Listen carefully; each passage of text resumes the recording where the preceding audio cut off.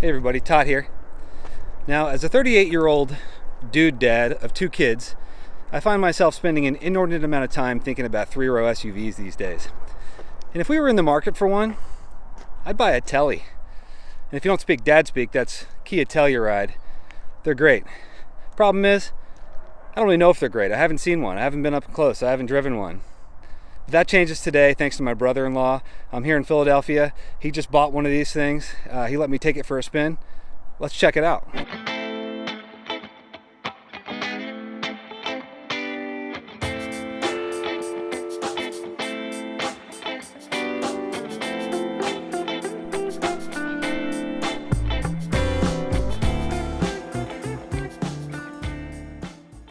All right, let's run down the specs on this model. So my brother-in-law, he got a 2020 Kia Telluride S model. The S model sits about one step above the base trim, but has great value.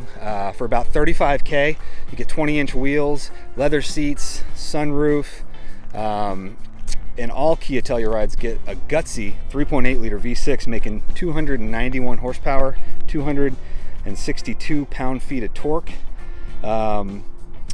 This one does not have all-wheel drive. I think you want to add about 1,000 or a little more for all-wheel drive. You know, I'm standing here looking at snow right now, and I can tell you, you probably don't need it for what you're going to do in this vehicle. All right, so let's talk about looks first, and let's just state the obvious. This thing is a looker. It's great. Whatever Kia is doing, I got to look up the guy who's designing all their cars, the guy or gal, I should say. They're killing it. The Telluride, the Stinger, the new Sorento. They all look so good. This thing, you know, competes with the very minivan looking Honda Pilot, the practical, just ice cream practical Toyota Highlander, you know, the semi-similar boxy Volkswagen Atlas. But I don't know, this is a subjective thing, but this one just looks better, looks great. I want it. All right, let's see if we can't give you a little tour of the inside of the car. It's a 3-row, rows are down. We got some stuff in the car. I tell you, the cars I review are lived in. I don't have any dealerships loaning me cars. No manufacturers are reaching out to me. This is my second video. I mean, come on, people. What do you expect? Anyways, let's see if I can do this without making you too sick. You know, my iPhone here is on a gimbal, so that should help you if you're into that sort of thing. All right, let's talk about it. So this car, interior is like super plush. The seats are nice leather, got a great screen there, infotainment is wonderful. Even the base model comes with Android Auto and Apple CarPlay. It's really nice to sit in, and look at that right there. You see that? That is an old school manual shifter. Now if you were to get the Hyundai Palisade, which is the corporate cousin, if you will, of the Kia Telluride, you're getting a push button shifter, electronic. I don't know, call me old school. But I hate that. I can't stand it. This just looks good. And you know, one thing about new cars that I'm really not too fond of is just these interiors, and the dash layout looks a lot like an airplane cockpit. And this one is just on the cusp of being that traditional car feel that we've all become so used to, and it's just clean. All right, taking a closer look at the front now. Looks like we've got some, let me get in here again, trying not to make you guys sick. Got some selectable drive modes here. I'm gonna twist this button, see what it does. All right, look at that. We've got, a little bit of sun blinding there. All right, we got Echo, or Smart, Eco, Eco, whatever you want to say. Comfort. Oh yeah, baby. Sport. Love that. You know, I'm digging the driving modes and cards. And you know, when you get a car with driving modes, really what it is it's just the computer telling the transmission how quickly to shift. So I imagine Sport would let the gears wind out a little more. We'll get it and drive it and check that out a little bit later. All right, so in the car now, taking it for a spin, and I can tell you that the first thing that I notice about it that I really like is the visibility. It's kind of a taller, boxy SUV, and you can really see well out of the the greenhouse is, I think, what we call it in the biz, but I'm not in the biz. So some of the newer cars have like these low raked back roof lines, and it totally restricts your vision, and thick A pillars and B pillars, and this one really is easy to see out of.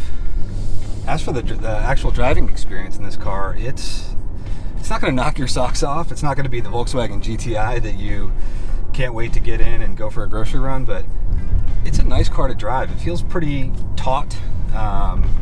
It's got feelable steering. You know, some of the cars I've driven that you can compare this to, a late model Highlander, Volkswagen Atlas, those things feel like you're driving a cloud that you can't even feel. It might as well just be a self-driving vehicle. But this actually has some feel.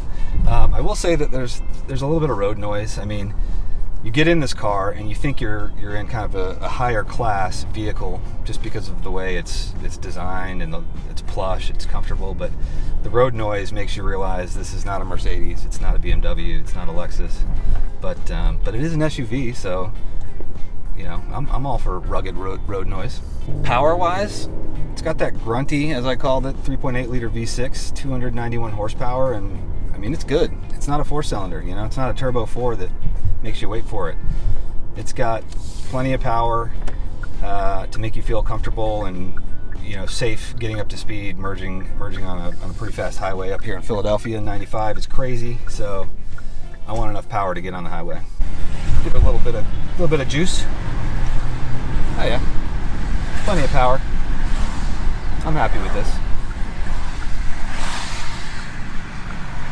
All right, let's check out the cargo space in this 3-row SUV. Something notable here, if you look, don't believe the S model comes with a power lifting gate. Again, I'm kind of old school. Who needs that? All right, let's check it out. Look, so generous space. I don't know if generous is the right word, but behind the third row, you get enough for a couple, I'd say 2 full-size suitcases. Let's see here. We've got our just easy release. Oh, look at that. You could even do it with a camera in your hand. Put that down, put this one down too. Oh, I love how that works. Folds nice and flat. And you got a lot of space there. That is good space for an SUV, for a 3-row SUV. Sometimes those 3rd-row seats really cut down on what you get, but this looks really good. Climb on in here, get a look at the full interior. Again, 2 car seats. This one has captain rows seats as well, captain's chairs. I think that comes standard on the S model as well. Something I think is pretty cool, but something that I think families find that they probably would rather have a bench seat so they have the extra space. So something else to think about. So does this Telluride Telly live up to my pretty high expectations I set up front? Heck yeah, I love it. It's awesome. It's got great space, refinement in the interior, standard V6 power, no turbo 4-cylinder. You know I don't like that. And it just looks so darn good.